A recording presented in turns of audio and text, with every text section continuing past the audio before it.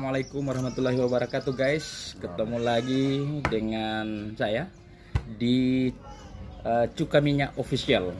Jadi pagi ini kita akan coba membahas mengenai COVID. Yang pertama saya tanya sama Pak Imran, bagaimana Pak Imran melihat ini COVID, khususnya di Kabupaten Banggai lah, apalagi yang ada di Kecamatan Nuwun. Ini kan masyarakat hari ini bertanya-tanya, bagaimana Pak Imran melihat dari beberapa kejadian. Coba Pak Imran. Baik, terima kasih. Assalamualaikum warahmatullahi wabarakatuh. Saya sebenarnya pada dasarnya juga semakin bingung dengan keadaan ini. Bertanya, tapi mau bertanya kepada siapa? Karena jawaban yang didapat berbeda-beda. Jadi tinggal kita punya analisa pribadi saja. Mau bertanya karena ada beberapa ahli medis menyatakan seperti ini, ahli medis yang lain seperti ini, dapat data di lain tempat. Dari ini kan dengan adanya media ini kita mendapat informasi yang simpang siur. Nah, ada yang kita dapatkan bahwa dana untuk setiap pasien COVID ini 8 juta per orang atau per kepala yang disalurkan ke puskesmas. Ada informasi lagi bahwa di desa itu 8,8% dari dana desa yang harus diperuntukkan untuk pasien COVID. Nah, sekarang kalau misalnya di satu kecamatan itu berarti ada double dana dari puskesmas. Kan misalnya di desa ini Tomeang, dia dapat dari puskesmas, terus dapat lagi yang di desa. Tapi kan kita cuma dengar informasi ini berseliweran, tapi tidak pernah kepala desa atau pihak puskesmas menyampaikan. Tapi yang dicari ini cuma orang yang COVID, dana dan bagaimana penyembuhannya, obat-obat atau bantuan untuk itu yang tidak ada. Cuma yang dicari siapa yang COVID. Orang baru ada didengar di sana gejala, itu yang dicari. Sementara dananya kemana kan kita tidak tahu. Bukan kita sebenarnya mau cari-cari, tapi kan ini bagian dari satu keseluruhan untuk supaya COVID ini kita bisa ditekan. Tapi kalau lari begini kan. Bagaimana itu Pak Sarji melihat? Ya, Assalamualaikum warahmatullahi wabarakatuh. Ya, kali ini kita bersama Cuka Minyak. Ada hal penting yang perlu kita sampaikan kaitan dengan COVID-19 ini. Ada beberapa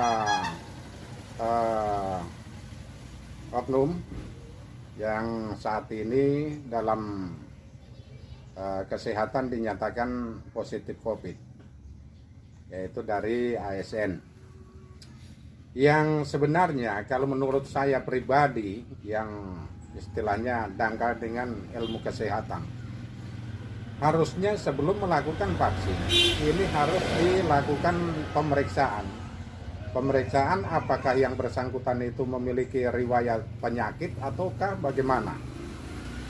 Nah, kalau misalnya punya riwayat penyakit, kalau tidak salah ini seperti penjelasan dari dokter-dokter yang lain, itu kalau misalnya mengidap penyakit gula, penyakit asma, jantung, itu tidak bisa divaksin. Nah, kenapa?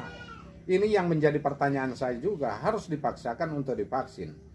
Nah, divaksin bukan dalam arti ini untuk menyembuhkan, tapi untuk mematikan lagi.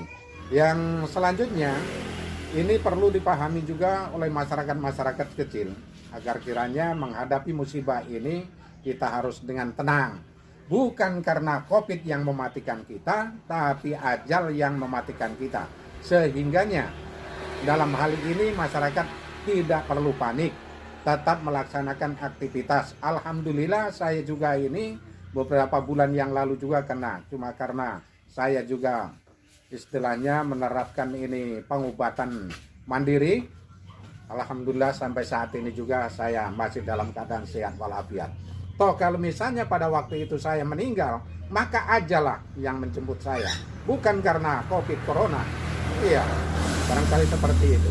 Terus langkah apa yang seharusnya dilakukan oleh pemerintah untuk mendongkrak perekonomian masyarakat itu? Kalau Pak Sarji melihat itu seperti apa? Iya, artinya kaitan dengan adanya musibah COVID ini, kalau saya melihat masalah ini, ekonomi ini bukan berjalan dengan baik, tapi ini memang hancur memang.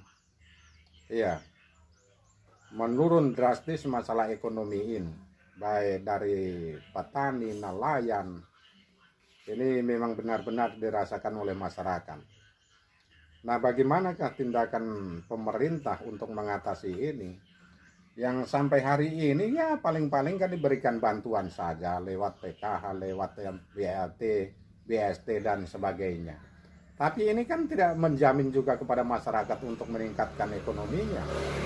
Nah, jadi kalau harapan saya sebagai masyarakat itu, pemerintah harus mendorong bagaimana ini ekonomi, khususnya para petani ini diberikan bantuan misalnya bibit, jagung, kemudian pupuknya. Karena bagaimanapun ini masyarakat kan tidak mampu lagi untuk membeli ini pupuk maupun bibit ini. Nah, ini cobalah kita berikan satu rangsangan kepada masyarakat ini untuk mendongkrak ekonomi. Maka pemerintah juga harus mencarikan jalan keluarnya untuk pemasaran selanjutnya.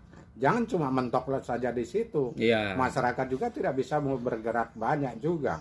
Apalagi di masa pandemi begini. Kumpul-kumpul saja ini sudah dilarang lagi. Jadi susah memang hidup ini.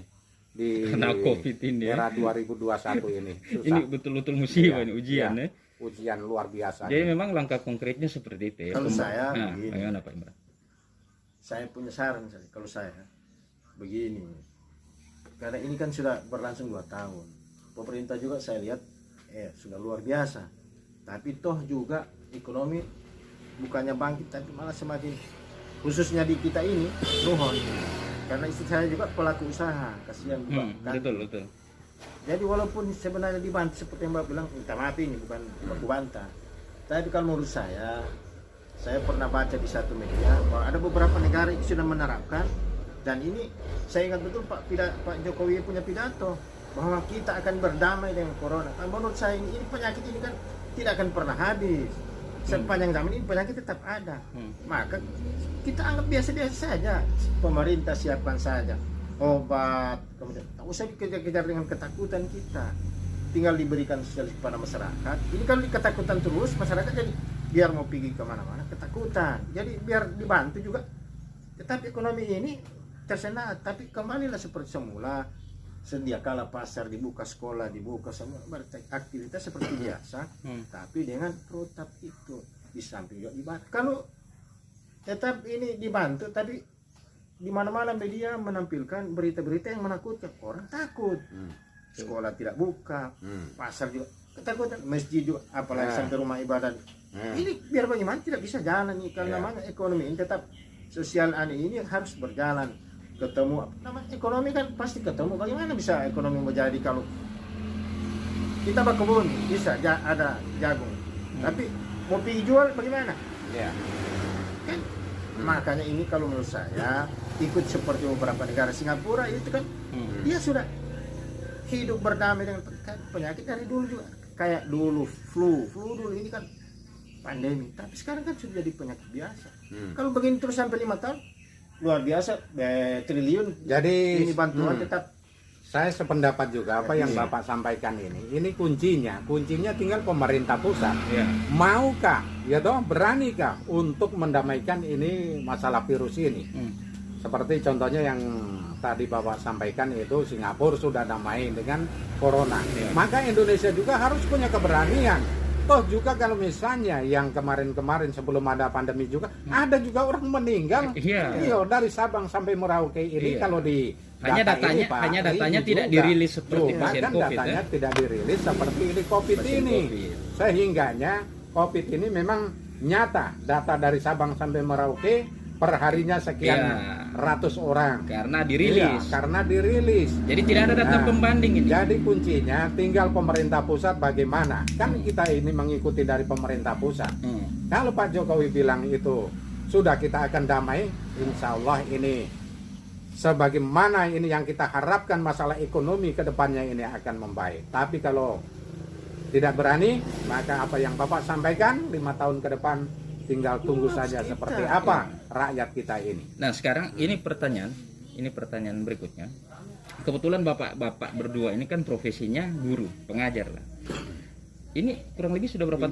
Ada kekhawatiran dari bapak-bapak selaku pengajar bahwa generasi kita yang sekarang ini yang Oh jelas, nanti. jelas Mengkhawatirkan. ada kekhawatiran. 20 tahun ke depan, tinggal kita mau tanpa. melihat saja nanti apa yang akan terjadi kita Dengan punya negara negara. ini. Karena generasi yang sekarangnya benar-benar Iya. generasi yang dididik dengan metode pembelajaran Ini kita itu baru ya. kemarin pelulusan. Nah, Yang kelas 1 tidak pernah kita lihat mukanya yang bagaimana. Bagaimana ini? nah, Tapi sudah mau lulus. nah, Lulus pun, aduh, kita rapat biasa ketawa bagaimana ini nilai. nah, Ini kita tidak bisa, tapi memang karena ketentuan dari pusat kita luluskan semua. iya.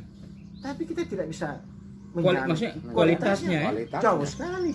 Aduh, Bahkan mungkin pengali tidak ada pembagi. yang dia tahu. Tidak ada.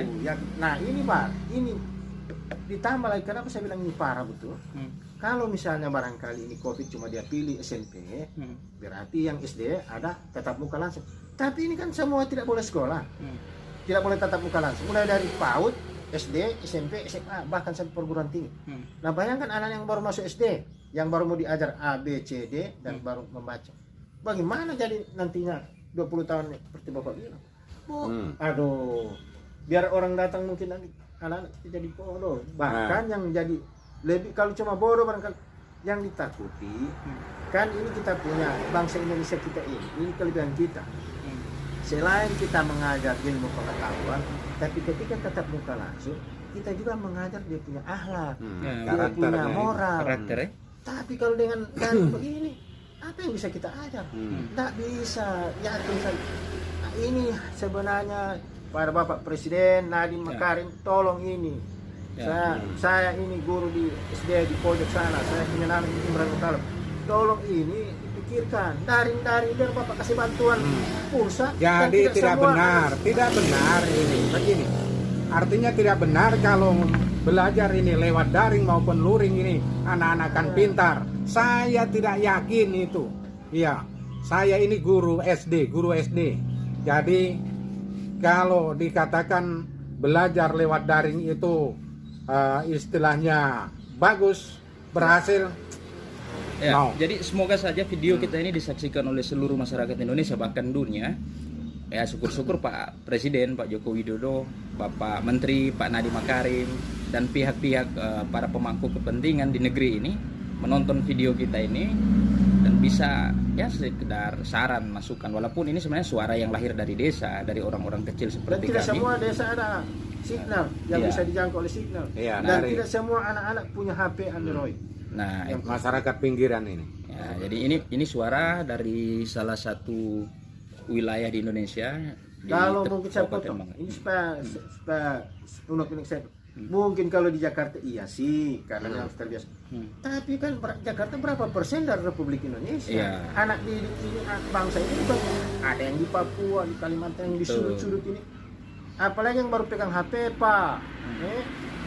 Jelas dia lebih suka main game daripada Kalau yang ada, kerjakan tapi tugas kalau itu orang tuanya lagi tidak Betul. mampu lagi yang datang mau beli. antar kita ke sana yang orang tuanya. Nah, Jadi begini, sebelum akhiri ini, saya menegaskan 20 tahun ke depan ini generasi kita ini bodoh, Ya. itu nanti diawali dengan sekarang ini. Sekarang katakanlah dia sudah lulusan dari mana ini sarjananya ini, Ya. tapi 20 tahun ke depan dia pegang ini negara Indonesia ini, maka disitulah kebobrokan bangsa Indonesia. Betul. Mungkin kita ini nanti sudah meninggal. Ya. Jadi jangan lupa like, komen dan subscribe di channel Cuka Minyak Official. Demikian, billahi taufiq wal hidayah. Wassalamualaikum warahmatullahi wabarakatuh.